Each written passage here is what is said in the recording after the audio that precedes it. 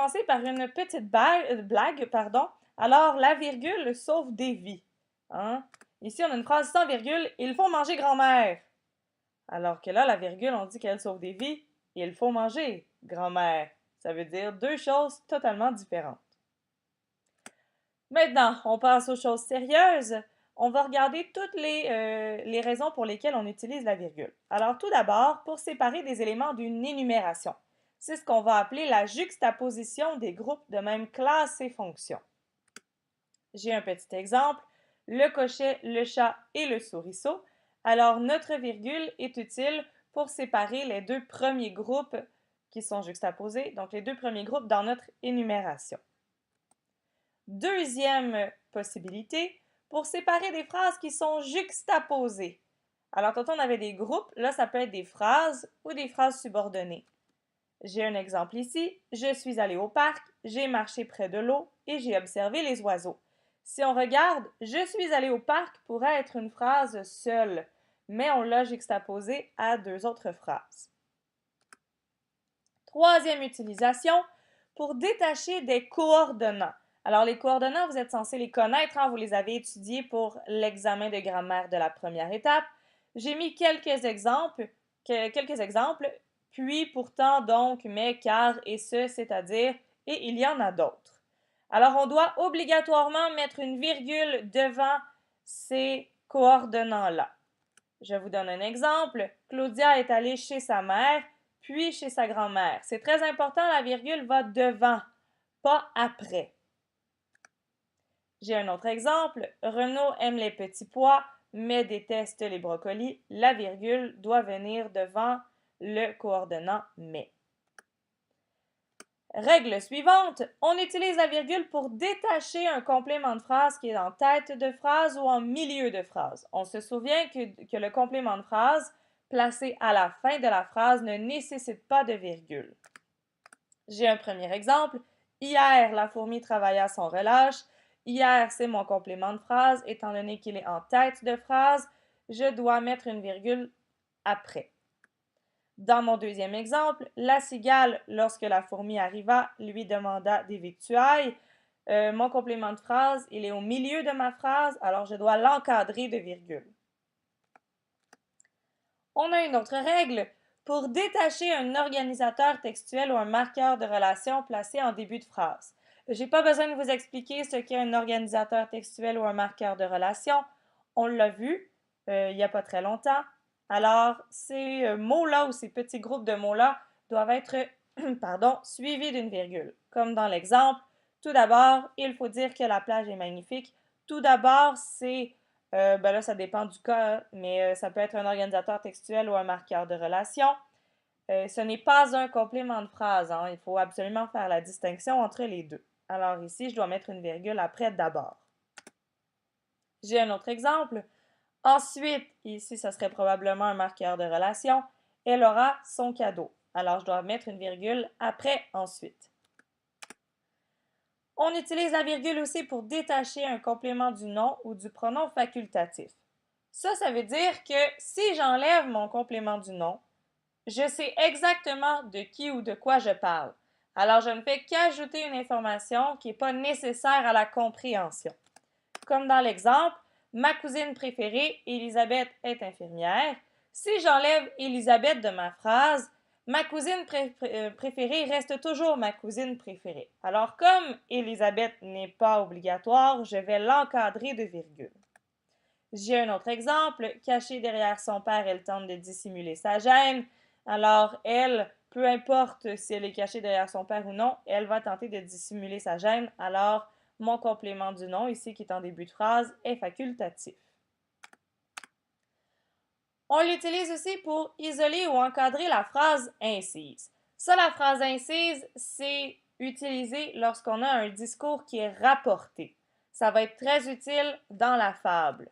Je vous donne un exemple. Demain, je le ferai avec joie, dit-elle. Je dois mettre une virgule devant dit-elle parce que dit-elle, c'est ma phrase incise.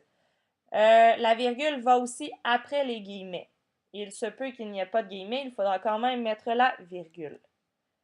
J'ai un autre exemple. Je suis certaine qu'elle ne s'en apercevra pas, chuchota la souris. J'ai encore une fois mis une virgule devant ma phrase incise qui est chuchota la souris. Il faut faire très attention. Lorsque j'ai déjà un signe de ponctuation, comme un point d'exclamation ou un point d'interrogation, dans ma citation, on ne va pas ajouter une virgule, comme dans l'exemple que la fête commence, s'écria-t-elle. Je n'ajouterai pas de virgule après mes guillemets étant donné que j'ai déjà un signe de ponctuation. Même chose ici. Pourquoi ne me réponds-tu pas? Demande sa mère. J'ai déjà un signe de ponctuation qui nous indique que c'est la fin de notre citation. Alors, je n'ajouterai pas une virgule. Ensuite, on utilise la virgule pour détacher un groupe incident ou une phrase incidente. Un groupe incident ou une phrase incidente, c'est un commentaire qui va donner le point de vue de l'auteur. Finalement, dans le texte dans lequel j'aurai un groupe incident ou une phrase incidente, je vais sentir la présence de l'auteur. Comme dans l'exemple, votre force, à mon avis, n'égale pas votre intelligence. Alors ici, on sent que l'auteur est là en disant à mon avis. J'ai un autre exemple. Votre paresse, semble-t-il, ne vous mènera pas bien loin, lui dit-elle. Alors, le semble-t-il, c'est ma phrase incidente. Et j'ai une autre virgule aussi qui est utilisée à la fin de ma phrase pour une phrase incise. Il faut faire attention de ne pas mélanger phrase incise et phrase incidente. Ce sont deux choses complètement différentes. Ensuite, on utilise la virgule pour détacher une apostrophe ou une interpellation. Et une apostrophe, c'est lorsqu'on peut pointer quelqu'un. C'est quand on s'adresse à la personne. Comme dans l'exemple, souris, sois prudente. Ici, je dois mettre une virgule après souris parce que je m'adresse à souris. J'ai un autre exemple. Vous saurez, chers amis, que j'ai bien fait mon devoir. Encore une fois, on s'adresse aux amis. Alors, je dois encadrer chers amis par des virgules. On est rendu aux 2 points. Alors, les 2 points sont utiles pour introduire une énumération. Comme dans mon exemple, j'ai 3 matières préférées, le français, les mathématiques et les sciences. Il faut faire très attention. Avant mes 2 points, je devrais avoir une phrase qui est complète. Et mon énumération vient préciser ce que je viens de dire dans ma phrase. Par exemple, je pourrais simplement dire « j'ai 3 matières préférées ». Les 2 points ainsi que l'énumération viennent préciser quelles sont les matières préférées. On utilise également les 2 points pour introduire les paroles à rapporter. Alors, quand on a des citations ou quand on a un dialogue, par exemple.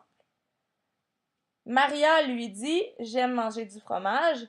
On a une citation, on a les paroles rapportées de Maria. Alors, avant mes guillemets, je devrais mettre 2 points. Les guillemets maintenant. Ils servent à marquer un discours rapporté directement, exactement comme ce qu'on avait dans l'exemple précédent. Ce qui est important de savoir, c'est que les guillemets seront nécessaires lorsqu'il y aura seulement un seul locuteur. Alors, on reprend les paroles d'une seule personne. Encore une fois, les 2 points seront nécessaires avant les guillemets. J'ai un exemple. La belette, courant pour ne pas se faire capturer, buta contre un ours. Surprise, elle lui dit, et là on sait qu'on reprend seulement les paroles de la belette. Ne devrais-tu pas hiberner en ce moment? Il acquiesça, puis se mit à pleurer. Très important, les guillemets doivent fermer la citation. Remarquez bien que ici j'ai mis des guillemets français. C'est très important, ne me mettez pas des guillemets anglais.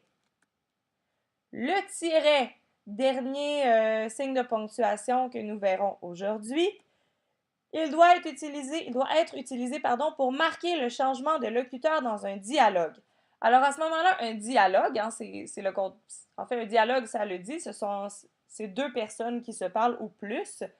Un monologue, c'est une seule personne. Alors quand on a 2 personnes qui se parlent, on va employer le tiret pour indiquer le changement de locuteur.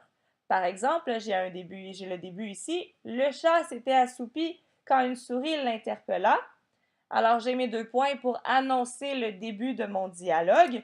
Observez bien que je n'ai pas mis de guillemets, mais qu'il y a un tiret.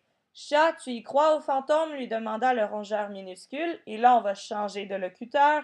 Bien sûr que non, répondit le félin en se léchant les babines.